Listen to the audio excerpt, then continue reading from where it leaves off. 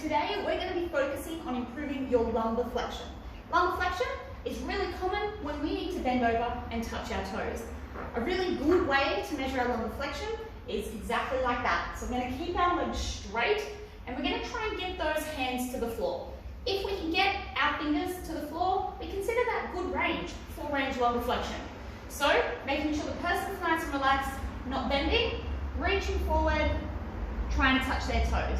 Ideally, we want to be able to get all the way down. If they can't, these are some things we can try. First thing I want you to do is get them to roll out, front roll, their lumbar spine. So we've got our erector spinae muscles. We're going to simply fold our arms, be a little bit of a crunch position, and rolling forward and back over our back. And we can prioritize more one side over the other. I want you to do this for 6 to 8 repetitions up and back, or about 30 seconds. Once you've done that, we're going to stand back up. We're going to reassess the range. If someone is really restricted in their lumbar flexion, and then they do that, they should be able to get a little bit further. Feet together, trying to touch the ground. If you find that did help, that's awesome. We've found the problem. We now need to glue it in with exercise. The first exercise we can try, lying on our backs.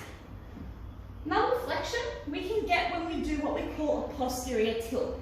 That means bringing our ribs to our hips and tucking, trying to feel our lower back hit the ground. We can do the opposite, which is an anterior tilt, which is where you get that gap off the floor. If we want lumbar flexion though, we need to do the opposite. So we're going to do 8 repetitions with some 2-second holds, just doing that posterior tilt, where I bring my ribs to my hips and I hold and then relax. Second exercise, grab a light weight, a kettlebell, even something to just weight you down. We're going to do the worst looking deadlift you've ever seen. Feet together, legs straight, letting yourself relax. Vertebrae by vertebrae, you want to think about the weight pulling you down to the ground.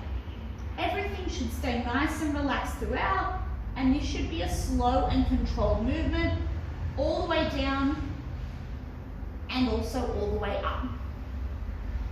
Doing 5 to 8 repetitions of that will also be really useful. The third and final exercise that we can do is a crunch. This is a really good way to get some lumbar flexion.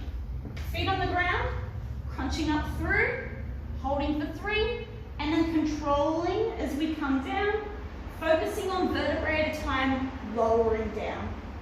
Crunching up through, holding for 3, and vertebrae by vertebrae, we're lowering down. Once you've done those 3 exercises, standing back up, having a look, if we can touch the ground, we should find that that range improves the more we work on it. If you need any more tips, please refer to our manual. Otherwise, remember to measure, mobilise and stabilise, and always re-measure once you've made a change.